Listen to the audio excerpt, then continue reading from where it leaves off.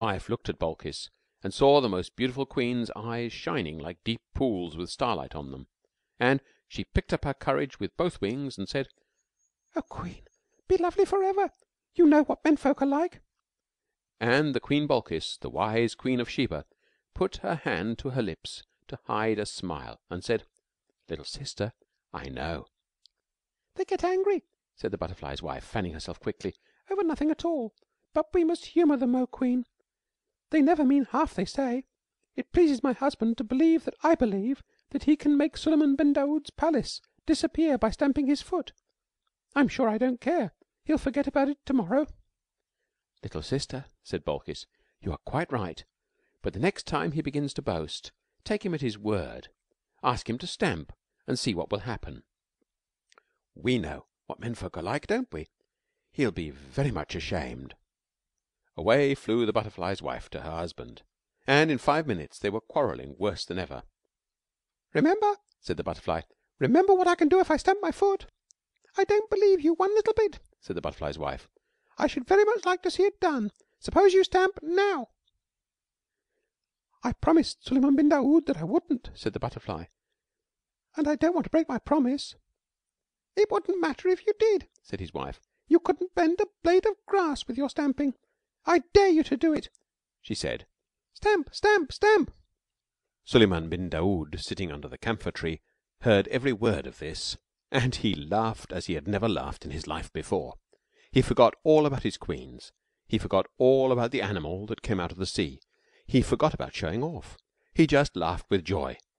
And Balkis, on the other side of the tree, smiled, because her own true love was so joyful. Presently the butterfly, very hot and puffy, came whirling back under the shadow of the camphor tree, and said to Sulayman, "She wants me to stamp.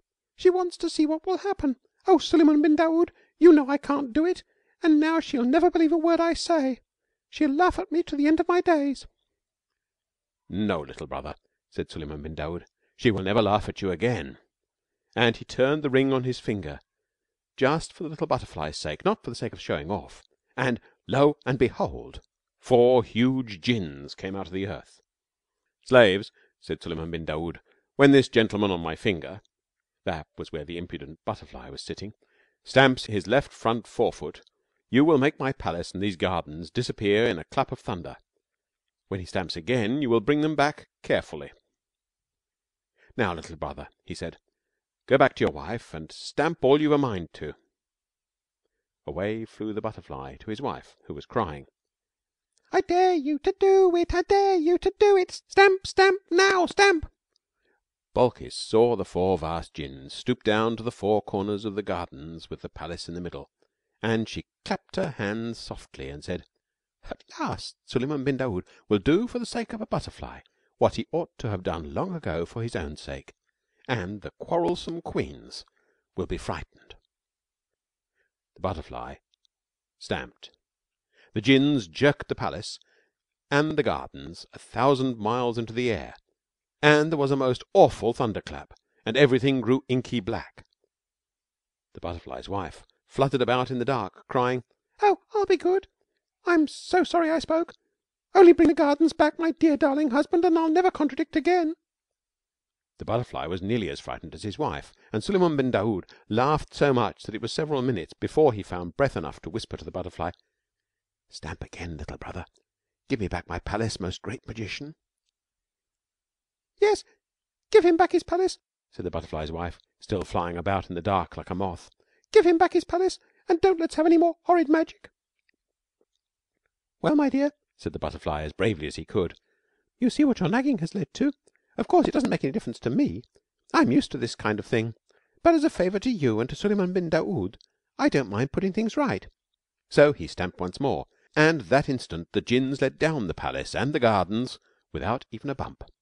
The sun shone in the dark green orange leaves, the fountains played among the pink Egyptian lilies, the birds went on singing, and the butterfly's wife lay on her side under the camphor tree, waggling her wings and panting, "Oh, I'll be good. I'll be good."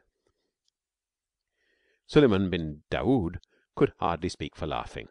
He leaned back all weak and hiccupy, and shook his finger at the butterfly, and said, "O great wizard, what is the sense of returning to me my palace, if at the same time you slay me with mirth." Then came a terrible noise, for all the 999 queens ran out of the palace, shrieking and shouting and calling for their babies. They hurried down the great marble steps below the fountain, 100 abreast, and the most wise Balkis went statelily forward to meet them, and said, "What is your trouble, O queens?" They stood on the marble steps, 100 abreast, and shouted, "What is our trouble? We are living peacefully in our golden palace, as is our custom, when upon a sudden the palace disappeared, and we were left sitting in a thick and noisome darkness, and it thundered, and jinns and afrits moved about in the darkness. That is our trouble, O head queen, and we are most extremely troubled on account of that trouble, for it was a troublesome trouble, unlike any trouble we have known." Then Balkis, the most beautiful queen, Sulayman bin Daoud's very best beloved, queen that was of Sheba and Sable and the rivers of the gold of the south, from the desert of Zin to the towers of Zimbabwe, Balkis, almost as wise as the most wise Sulayman bin Daoud himself, said, "It is nothing, O queens.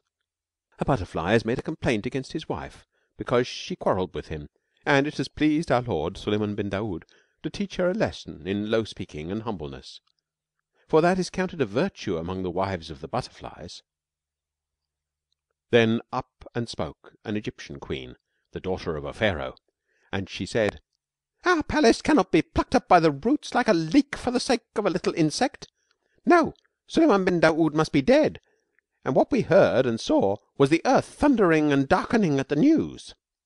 Then Balkis beckoned that bold queen without looking at her, and said to her and to the others, "Come and see."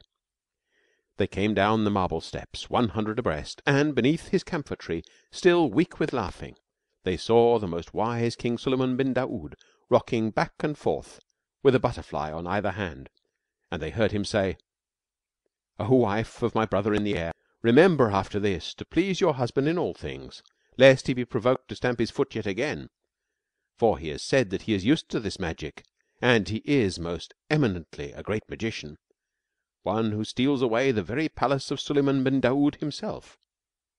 Go in peace, little folk." And he kissed them on the wings, and they flew away.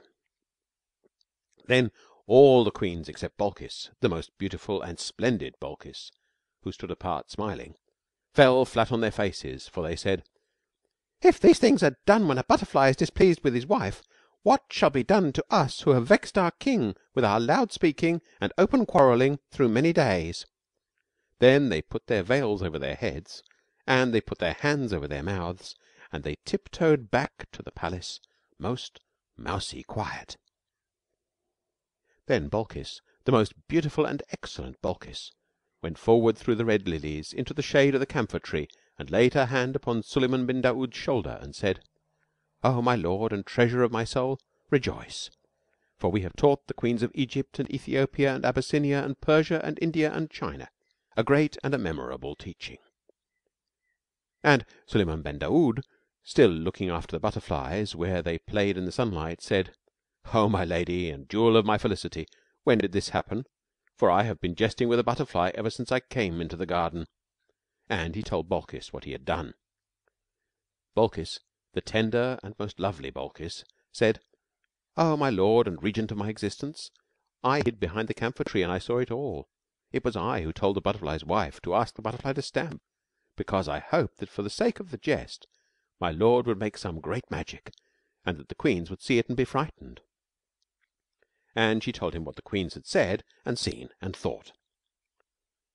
Then Sulayman bin Daoud rose up from his seat under the camphor tree, and stretched his arms and rejoiced, and said, "O my lady and sweetener of my days, I know that if I had made a magic against my queens for the sake of pride or anger, as I made that feast for all the animals, I should certainly have been put to shame.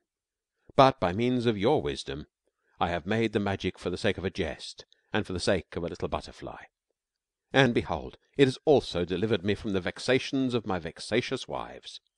Tell me, therefore, O my lady and heart of my heart, how did you come to be so wise?" And Balkis, the queen, beautiful and tall, looked up into Sulayman bin Daoud's eyes, and put her head a little on one side, just like the butterfly, and said,